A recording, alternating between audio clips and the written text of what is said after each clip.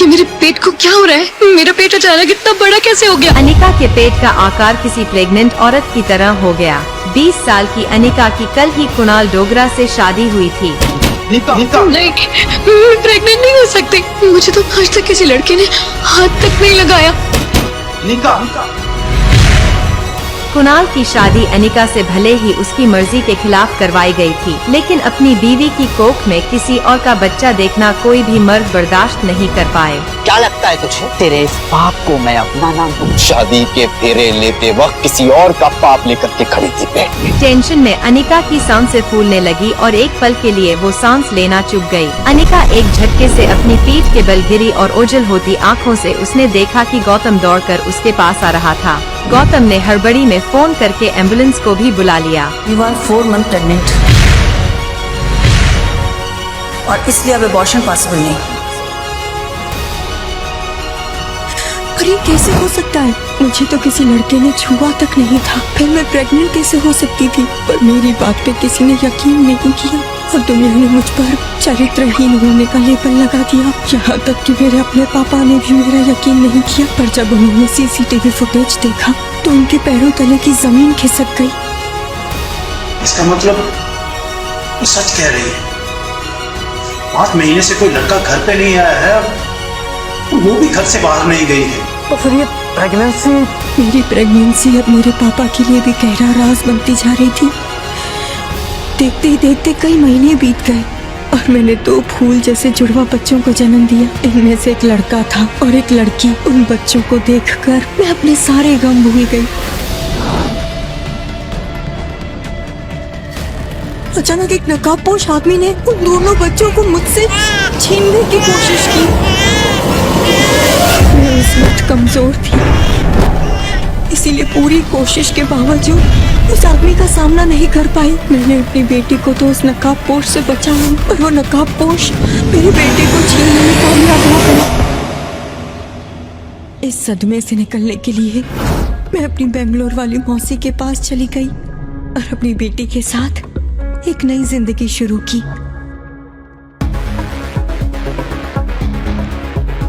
देखते ही देखते 6 साल बीत गए।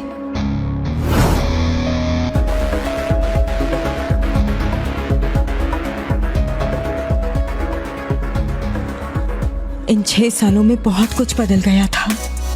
मैं अब पहले की तरह मोटी नहीं, बल्कि एक स्लिम फिगर वाली खूबसूरत औरत में तब्दील हो चुकी थी और किसी के लिए भी मुझे पहचान पाना अब मुश्किल था। और यही नहीं, इन 6 सालों में मैं एक जानी मानी डॉक्टर बन चुकी थी और डॉक्टर अमृता के नाम से मशहूर थी।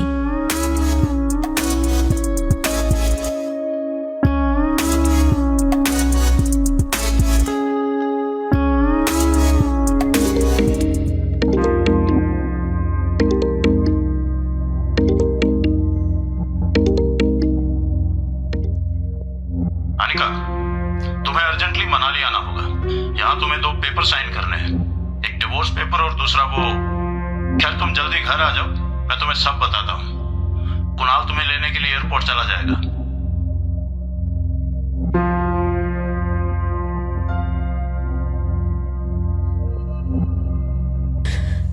यूं तो मैं मनाली के नाम से ही घबरा जाती थी,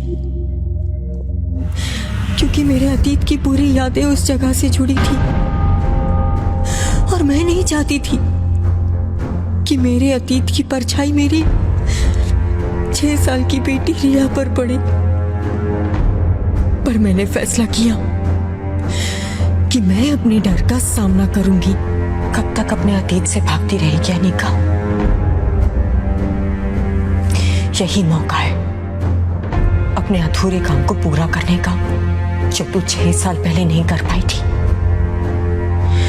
अपने खोए हुए बच्चे को ढूंढना ही होगा। ये सोच के अनिका ने अपना सामान पैक किया और अपनी बेटी रिया के साथ मनाली की फ्लाइट में बैठ गई।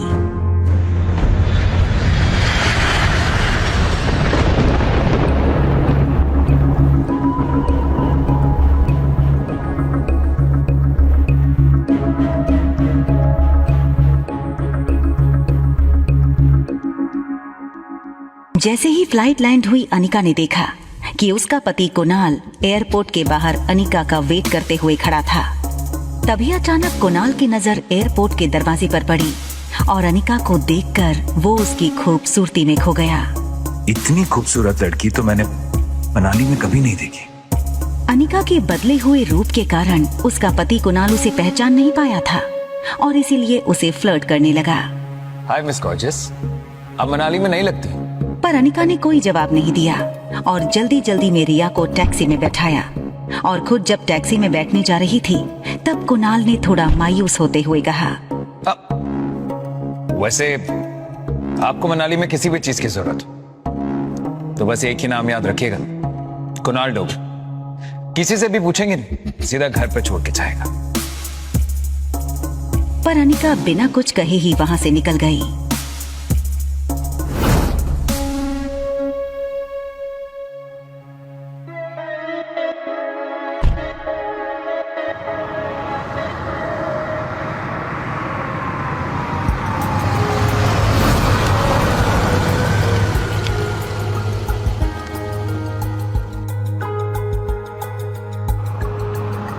इधर कुणाल अब भी एयरपोर्ट में अनिका का इंतजार कर रहा था और वहां अनिका रिया को होटल छोड़ के अपने पापा के घर पहुंच चुकी थी।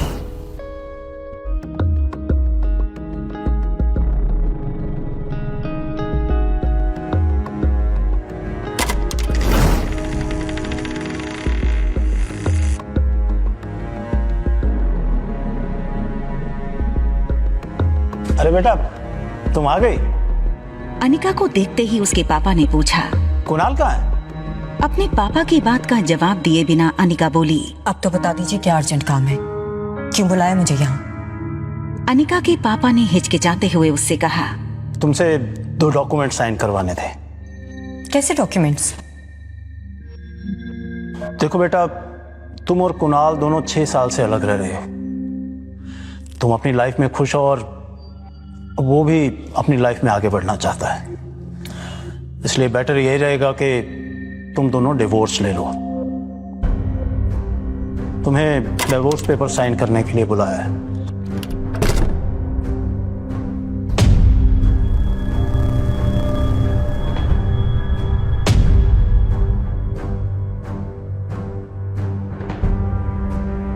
ये सुन अनिका ने कहा, मैं तैयार हूँ, बताइए कहाँ साइन करना है? अनिका के पापा ने उसकी तरफ एक डॉक्यूमेंट बढ़ाया और अनिका ने बिना किसी सवाल जवाब के उन पे अपना सिग्नेचर कर दिया और फिर बोली, वैसे पापा, कुणाल के दादाजी तो इस डिवोर्स के खिलाफ थे, तो क्या वो मान गए? मुझे लगता है तुमने ध्यान से सुना नहीं। मैंने कहा था 2 डॉक्यूमेंट साइन करने हैं, एक तो डिवोर्स पेपर और दूसरा जो कुणाल के दादाजी चाहते हैं। ये कहकर अनिका के पापा ने एक और डॉक्यूमेंट अनिका की तरफ बढ़ा दिया। अनिका ने एक एक करके उस डॉक्यूमेंट के पन्ने को पढ़ना शुरू किया तो उसके पैरों तले जमीन खिसक गई और गुस्से से उबलती हुई अपने पापा से बोली, एक बाप होके अपनी बेटी को इन पेपर्स पे साइन करने के लिए कह रहे? कुणाल के दादाजी ने इतनी घटिया शर्त रखी और आप मान गए? इतना कह के अनिका गुस्से में वहां से निकल गई।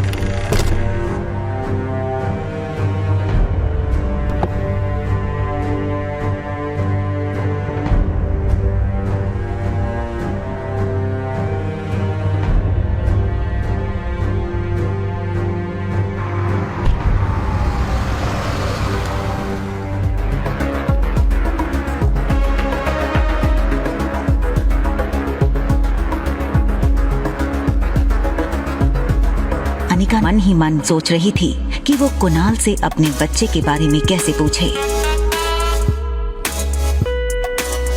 आपकी बहन और आप में काफी एज डिफरेंस है। मेरा मतलब वो 6-7 साल की होगी और आप 21-22। काफी जानकारी आपको मेरी। वैसे कुछ जानकारी मैंने भी इकट्ठा की आपकी। अच्छा, जैसे कि आप मैरिड हो? ये सुनते ही कुणाल के सारे अरमानों पर जैसे पानी फिर गया हो वैसे उसके चेहरे का रंग फीका पड़ गया। अनिका कंटिन्यू करती है, इनफैक्ट जब आपकी शादी हुई तो आपकी वाइफ 4 मंथ्स प्रेग्नेंट थी, है ना?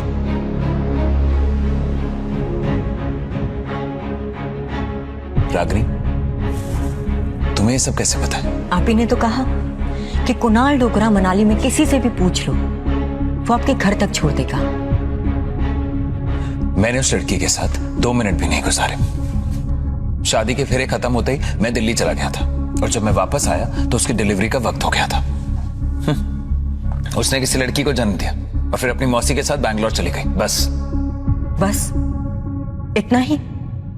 और उसका बेटा कहाँ है? ये सुनकर कुणाल एकदम से सुन्न हो गया। उसकी आवाज जैसे उसके गले में अटक गई हो, वैसे अटक अटक कर वो बोला, नहीं। कौन बेटा? उसका बेटा। उस लड़की ने जुड़वा बच्चों को जन्म दिया था, तो कहाँ है उसका बेटा? कुणाल चौंका हुआ तो था ही, लेकिन साथ ही उसको हल्का सा शक हुआ कि रागिनी इस तरह अनिका के बारे में क्यों पूछ रही है। और तभी मानो जैसे अनिका ने कुणाल के एक्सप्रेशंस पढ़ लिए हों, वैसे वो तुरंत बात घुमाते हुए बोली, ठीक है, मत बताइए। वैसे भी मैं ऐसे किसी इंसान के साथ दोस्ती नहीं करती जो बातें छुपाता हो। देखो रागिनी, मैं सचमुच नहीं जानता कि उस बच्चे के साथ क्या हुआ। ये सुन के अनिका की आखिरी उम्मीद भी टूट गई। वो समझ चुकी थी कि कुणाल उसके किसी काम का नहीं, इसीलिए वो कुणाल को टालने के इरादे से बोली, मैं जल्दी से नए दोस्त नहीं बनाती। जब तक उनके बारे में पूरी इन्फॉर्मेशन ना हो, मैं दोस्ती नहीं करती। तो अब तो तुम मेरे बारे में सब कुछ जान चुकी हो, तो अब तो दोस्ती का हाथ आगे बढ़ा दो। इतनी आसानी से नहीं, इंतजार करना होगा।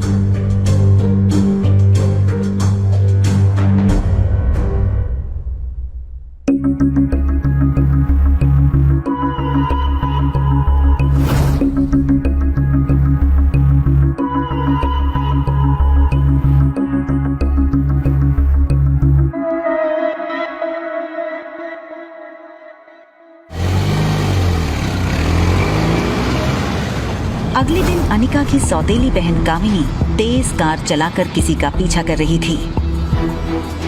ये कोई और नहीं, कुणाल था। कामिनी और कुणाल की मंगनी हो चुकी थी, पर पिछले कुछ दिनों से कुणाल का बर्ताव कुछ अजीब था। कुणाल ना ही कामिनी का फोन उठा रहा था और ना ही कॉल बैक कर रहा था, इसीलिए कामिनी को कुणाल पर शक होने लगा।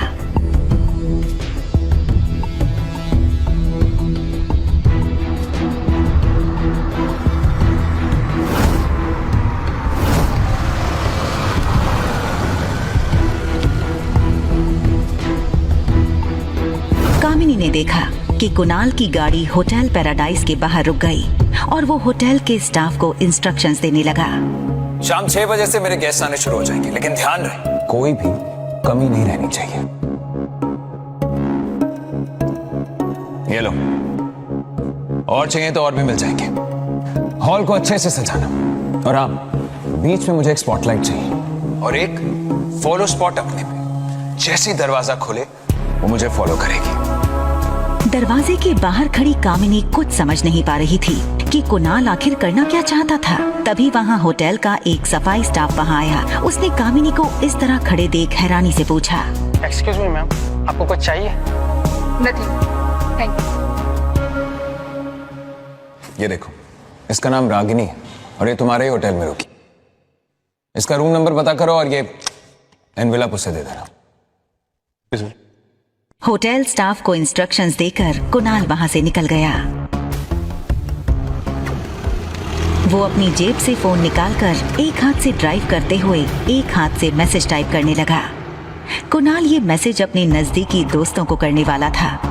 वो चाहता था कि वो अपनी नई खूबसूरत दोस्त को अपने सारे फ्रेंड से इंट्रोड्यूस करवाए।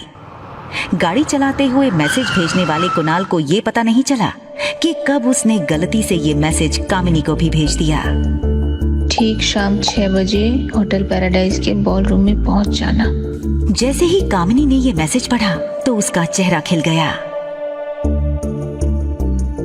ये मैसेज पढ़कर कामिनी को लगा कि सारी प्लानिंग कुणाल ने इसलिए की थी ताकि आज शाम वो कामिनी को शादी के लिए प्रपोज कर सके।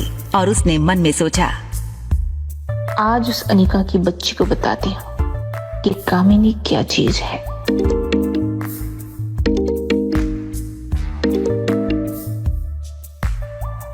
हेलो।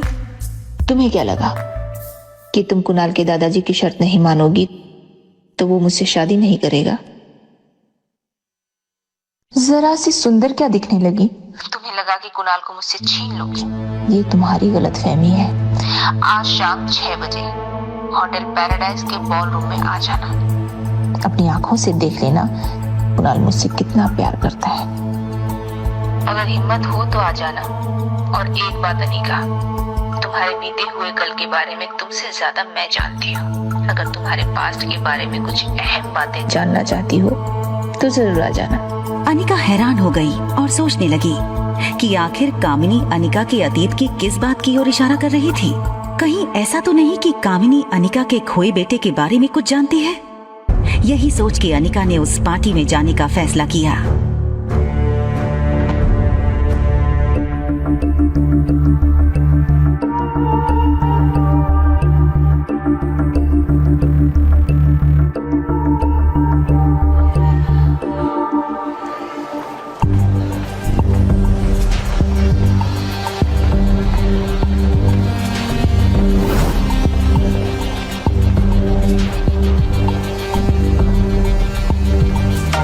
तभी पार्टी में कामिनी की एंट्री हुई। कामिनी ने off shoulder one piece gown पहना था। कामिनी कुछ ज्यादा ही सज धज के आई थी इस पार्टी के लिए।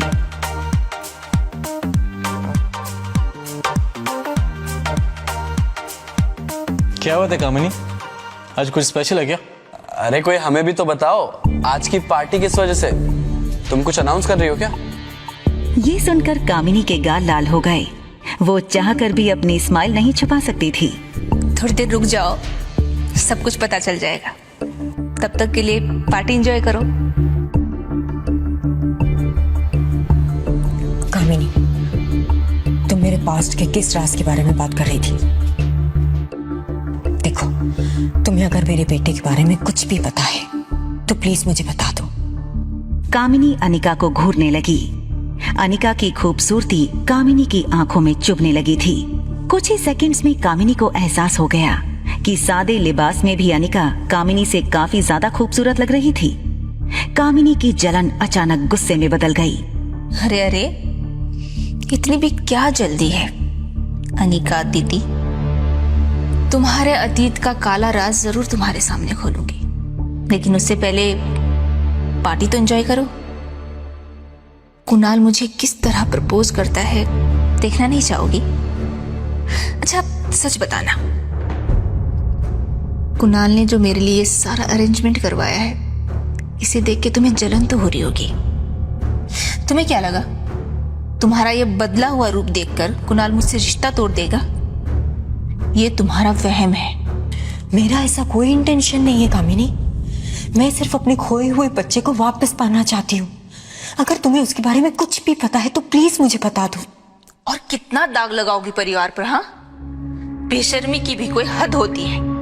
एक नाजायज बच्चे को लेकर घूम रही हो, दूसरे के बारे में पूछ रही हो, और यहाँ पर आके मेरे प्यार को छीनने की कोशिश कर रही हो।